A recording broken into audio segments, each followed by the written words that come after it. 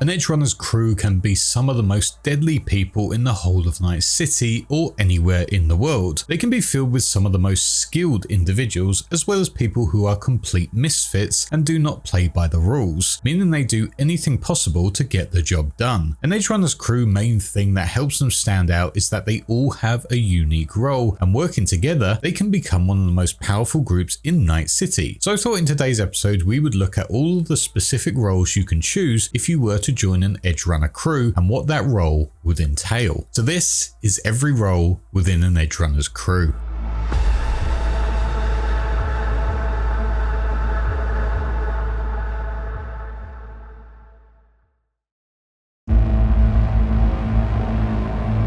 We start our list with Solo, arguably one of the most powerful individuals in the whole of the cyberpunk world. These individuals were born to take matters into their own hands. They were destined to wield a gun and use it to their heart's content, no matter what the mission was or is. A lot of the time, but not always the case, a Solo comes from a military background and learnt all of their skills from that. The military didn't have to be government owned, however, it could have also been corporate backed, and in fact they are one of the heavy hitters from that specific corporation if they were part of it. Because of this, Solos often work as freelance guards as well as killers for hire or even corporate cyber soldiers who make sure the corporation gets what it wants and uses them for their black operations. A lot of Solos you meet in the world, at least in 2045 anyway, have fought within the Fourth Corporate War, so they are extremely knowledgeable of military tactics, strategic planning, as well as of course fighting enemies. Their major benefit is that they are heavily chromed up, so the more the damage starts to pile up on them, the more the cyberware starts to kick in as their cyber limbs kick into action and their bioprogrammed chips up their effort, giving them increased reflexes and awareness of the battlefield around them. They also have access to tons of combat drugs, which also increase their reflexes and anything else they need. A lot of the best Solos realize that their time is wasted within the corporate world, however, and because they are so powerful and resourceful, are able to go completely freelance, working as hired killers, bodyguards or enforcers, or essentially anything that will pay the bills. And trust me, in this role there will be an absolute ton of eddies that you will be able to acquire out there in the world, because the world is always in need of a good Solo. However, whilst this life might sound incredible to a lot of aspiring individuals, there is a heavy price to pay to become a good Solo, and that is ultimately your humanity, as you will have to equip yourself with some of the best cyberware to survive, meaning that a lot of your basic human functions will now be operated by cyberware, even your own mind, and essentially you are more machine than man. This was shown with David Martinez as his humanity was removed more and more the more chrome he added to his body. Whilst he wasn't a trained soldier or anything like that, he was born to be the man that he became. It just tragically cost him everything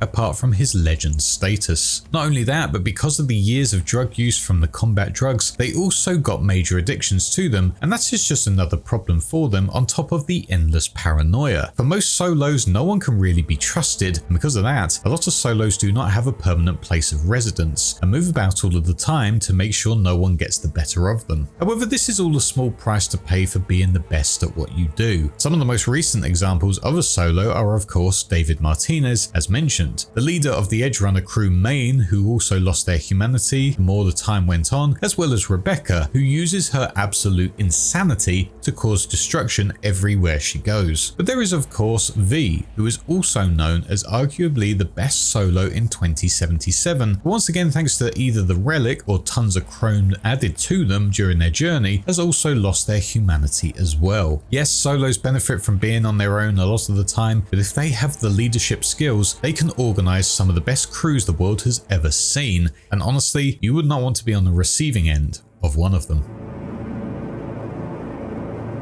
Netrunners are individuals born into massively tech-obsessed families, or at least families that invested in things like cyberdecks and optical goggles. A lot of the time, these individuals were given these things as gifts for their birthday early in their life, and that just opened the door to the world of computer hacking and the cyberverse. Witnessing this groundbreaking tech would have blown their minds, and that was it. Their path into becoming a Netrunner had begun. A lot of the time, before they were even a teenager, these young Netrunners would be able to hack into the school system and do a ton of things things to help benefit themselves, such as changing grades on their report cards, and by their teenage years would be able to even hack into bank accounts and use them to help fund their hacking skills even further, helping them invest in the best tech out there. Most netrunners idolize the biggest hackers out there, which often include Raish Bartmoss, Magnificent Curtis, as well as many others out there. However, after the Fourth Corporate War, the old net became a death trap, filled with Bartmoss's deadly rabbits, and because of it, a lot of netrunners decided not to go there ever again. For some, however, they realized there was a lot that could still be accessed within the net, and they weren't going to waste that opportunity. The difference now was that they had to get in and out extremely quickly, whilst also grabbing the data that they needed. It was a major risk, but if done successfully, would pay massive eddies and also help them solidify a legend status in Night City or the rest of the world. To dive into the net isn't the most glamorous thing, however. A lot of the time you would just be sitting down with your unattractive Netrunner suit and massive virtuality interface goggles to connect to the net, and later in life would even plunge into a freezing cold ice bath to literally plunge into the net. With a crew, this is where netrunners can really blossom into something incredible. They are incredibly easy to take out as their physical body is just idle on a mission, but if joined with a solo as well as some of the other roles that we will explore on this list, the netrunner can be heavily protected and can do their mission with ease. Those missions can either be gathering data, dismantling enemies, or shutting down full systems of a corporation or enemy faction. To many, these people are seen as an electronic wraith, and they are able to slip into some of the most heavily guarded mainframes to hack, steal, trade, as well as expose some of the deadliest, darkest secrets to the world that they did not know about until now. A netrunner is still easy to take out, especially with things like Black Ice, which actively looks for netrunners in their system. However, a lot of netrunners do not care about this. It is the thrill of the ride that they are excited about, and any opportunity to dive into the net to make some eddies for them or their crew, they will dive into it without hesitation. Some of the latest examples of powerful netrunners include Song So Mi, or Songbird, arguably the most powerful netrunner in all of the North American continent. Kiwi, who was corporate backed from a very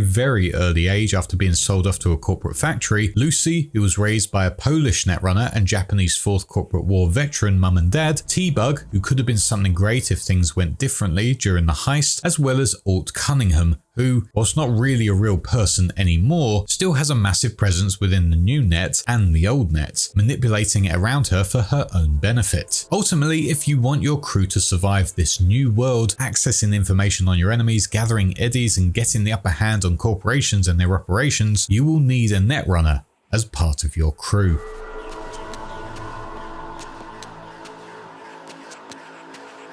A tech is probably pretty self-explanatory. It's someone who absolutely obsesses themselves over the latest tech or even old tech. From a young age, like with netrunners, these techies will be fiddling about with anything that looks good to them. They will dismantle pieces of equipment just to see how they work from within and then piece them back together, and that will be their day-to-day, especially when a little kid. Because of that, growing up, these techies will always carry with them screwdrivers and other tools so that they can play with the equipment whenever the need arises. Nothing is off limits for them to fix or just analyze. If the computer is down, they will immediately go and fix it. The car has a problem? No worries, they are on it immediately. Basically, anything can be fixed by them. There is nothing too hard or too complex. If there's a will, there's a way. In 2045, these techies were majorly sought after. That was of course because of the Fourth Corporate War destroying so much of the tech world and destroying tons of supply chains. Because of this, techies made tons of eddies fixing everyone's things and will be hired for pretty much anything that might fit their skills. However, the major eddies came from bigger, more illegal jobs, such as creating or fixing illegal weapons, dealing with illegal or stolen cyber tech, as well as involving themselves within corporate black operations where they will be a part of the espionage and counter-espionage teams, fixing and preparing all of their gear. So I hear you ask, what do techies do with the eddies they make? Well, they do the same as netrunners. They invest into brand new tech, which can include anything from gadgets like drones, turrets, weapons, cars, etc., as well as other types of hardware and also information. Some techies absolutely thrive in this new world, and that will be evident within the black market as shown within places like Dogtown, for example. The techies there will have absolutely tons of cars for sale, cyberware that isn't exactly safe for sale in proper shops, and weapons absolutely everywhere, even military grade hardware such as nuclear subs and MedTech tanks. If you were to be a techie here,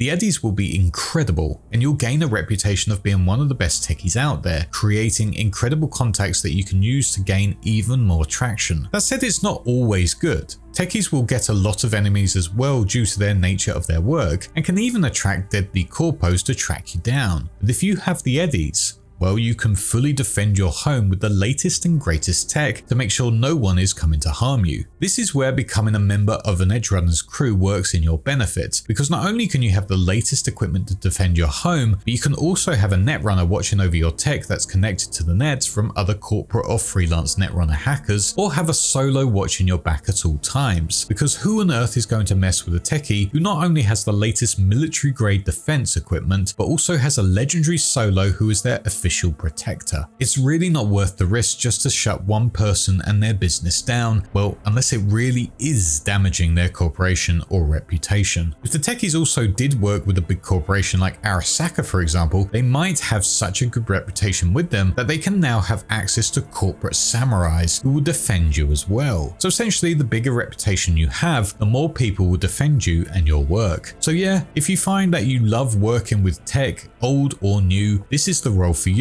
and it can create incredible opportunities along the line. Some of the most recent notable techies out in the world are Claire Russell, who has a passion for making a brilliant tank-like race car for the Night City racing scene, Judy Alvarez, who loves to play around with brain dances as well as other drones and pieces of military tech, and Pilar, who technically isn't the best techie out there, but along with his sister of Rebecca, helped Maine's crew stand out and solve gigs utilizing their gear that he played around with.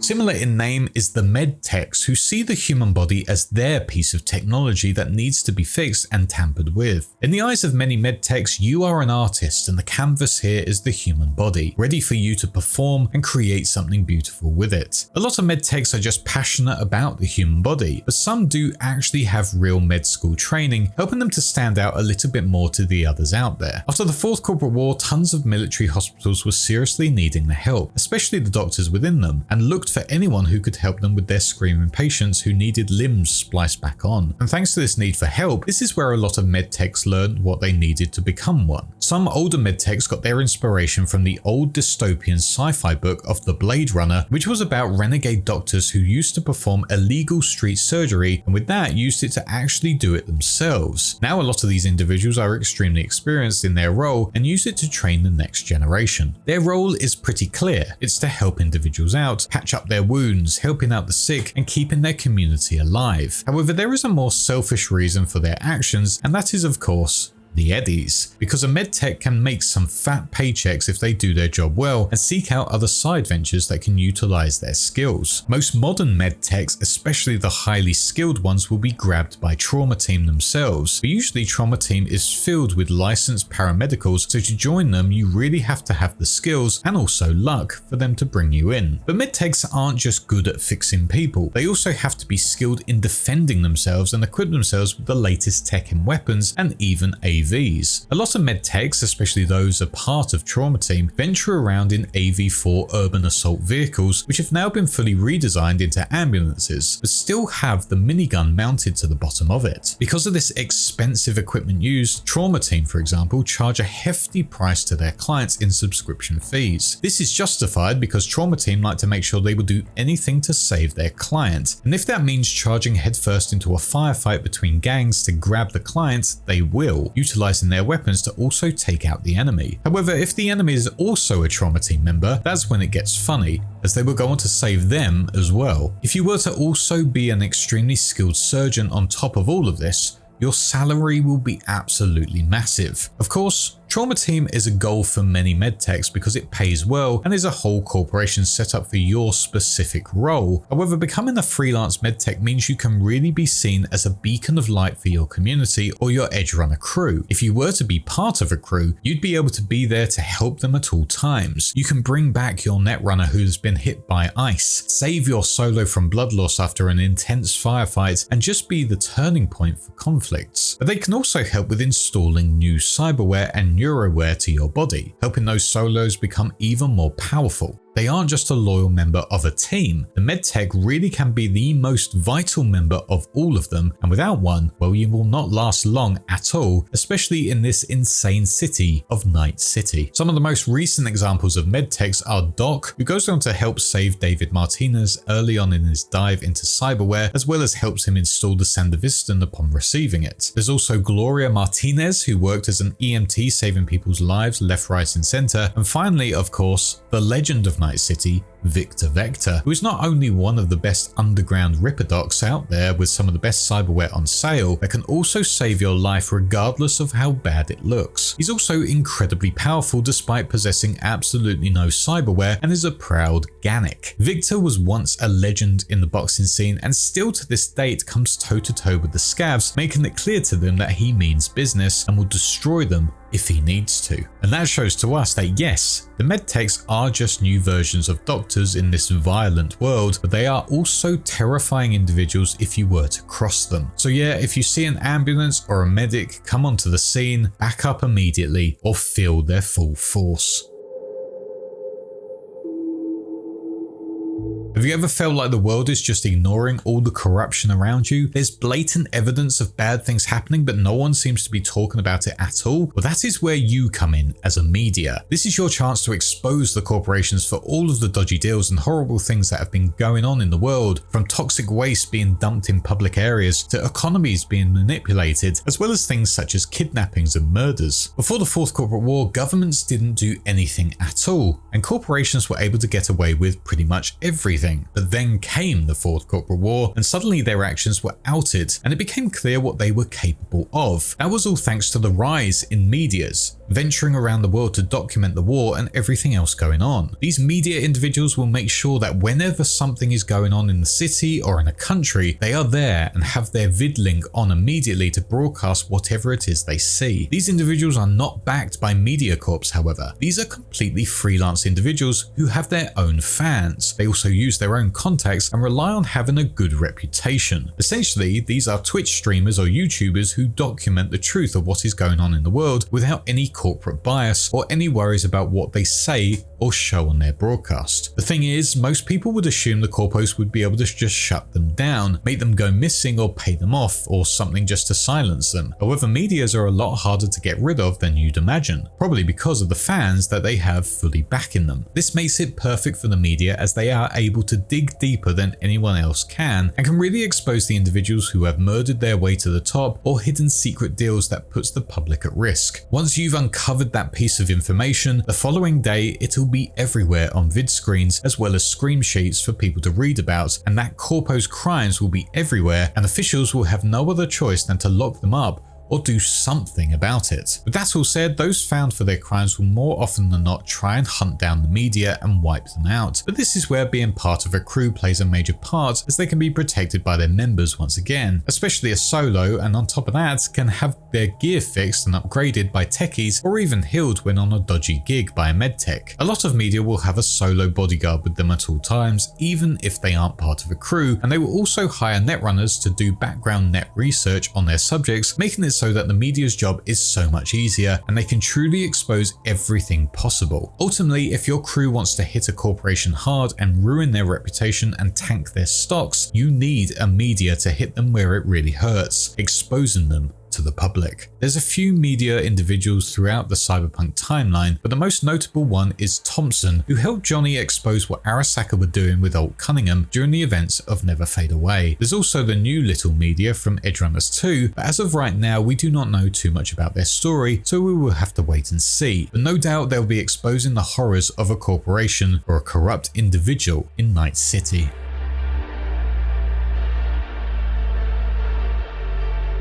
Probably one of the most vital roles for every single Edgerunners crew is the Fixer. This individual is usually someone who aspired to be something great, but due to their background or something else were never able to get into the corporate scene, and as well as that, weren't good enough to be a solo. Now realizing these weren't options for them, they would be committed to finding their path, as they had a real knack for figuring out what people wanted and what they liked, and so with that in mind, knew that their job was making it so they got what they wanted. Not for free though, for a fee, of course. This would start small, doing extremely small deals for low-time individuals who just wanted things collected or gathered or anything else, but the more you did it, the bigger those gigs got and the more the eddies started to come in. It would get to a point where people would seek you out for your expertise. This could be anything though, depending on what you were specifically good at. It could be trading illegal weapons, smuggling things over a border, stealing from a rival corporation, gathering data about an individual, etc. But then there are the big fixers, who have with them loyal runners and solos who can be used on gigs, and this fixer can send them out on missions every time they get them. The bigger you get, the more contacts you get, and at that point you can do pretty much anything. You will be constantly supported by those contacts either through protection or information, and if your solos and netrunners really prove themselves on a gig, they will be constantly given gigs and you can just sit back and watch the eddies flow. That said, a fixer is most of the time extremely loyal to those working for them. They will do anything to make sure they are okay and ready for the next gig. If the law is hunting them down or someone is out to get them, the fixer will make sure they are well hidden and will let them know when it's safe to come back. That is of course depending on the severity of the situation. For V, Dexter Deshawn saw a whole corporation hunting them down and realized that the only way of surviving was by saving his own skin and killing V and turning them in. Not all fixers will do this, of course. A lot of them in Night City, especially in the poorer parts of it, treat their crews like a family. But those who crave power and the eddies from megacorps will do anything to get it. And that might come from turning in their own solos, netrunners, and any of their other loyal contacts, as was seen with Faraday. I've already made an episode on all of the known fixers from 2076 and 2077, so if you want more information on their lives, you can check that one out. But ultimately, if you want to get endless gigs and make a name for yourself and your crew, you will need a fixer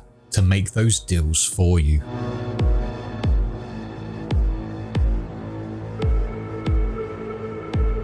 Finally on this list, we have one that is a little more wacky, but extremely vital. These are your rocker boys and gals. It's obvious what these individuals are. They live to make music. They were born with a guitar in hand and a mic to say how they feel through their art. These individuals use their voice to inspire, motivate, and spread the word of rebellion out in Night City and will make sure they are heard. They do this by self-recording albums with digital Porter Studios for public release, broadcasting it through pirate radio as well as on comsats, and placing it in record stores everywhere. Their voice will be heard and they will make sure of it. If there's a corporation who has done something wrong or committed a crime, these rockers will make sure you know about it, in a similar way to how the media reveals secrets. Of course, that leads to the ones running the show absolutely hating them and trying to tear down everything they stand for, but rockers do not care in the slightest. That is their job, and if they are upsetting the people at the top, they know they are doing it correct. It doesn't just stop at releasing music to get their message across. They will also start riots by broadcasting loud music to get people away from their TVs and get them into the streets to join in, and if successful, which happens most of the time, will then go on to inspire the protesters through angry and motivating speeches. They are the ringleader of it all, and for that they are majorly respected and looked up to in the community. You can assemble tons of people with the click of your finger as a rocker boy, and that makes you a dangerous and precious weapon, especially if part of a massive Edgerunner crew. Even if your Edgerunners team are timid and scared of the gigs in front of them, or don't believe in themselves to get to the top of Night City, one proud and confident rocker boy can change all of that and can inspire them to become something great, all through the power of their voice and screaming guitar. Rockerboy Manson was the first under this role, and this is where the name Rockerboy came from. But it's thanks to people like Johnny Silverhand and Kerry Eurodyne as well, who have helped lead the charge against corporations and allowed the people of Night City to stand up and have a voice against their oppressors. Sometimes it's not about the eddies, it's not about the fame and the power and being seen as a legend. Sometimes it's simply just about sending a message, and if that's through music and protests, then that is what they will do, and will more often than not die making sure that message is heard, whilst living one of the most reckless and crazy lives possible, making sure they enjoy it to their fullest. 2077 has brought about new forms of rocker boys, and sadly some of them have got full corporate backing, making it clear that the corpos realised music was inspiring people to stand up, and instead of fighting against music, would join it and release their own, including stars such as Lizzie Wizzy, Us Cracks, and even tons of AI artists as well. But deep underground, you still have those passionate rockers wanting their sound to be heard, and maybe with the right crew,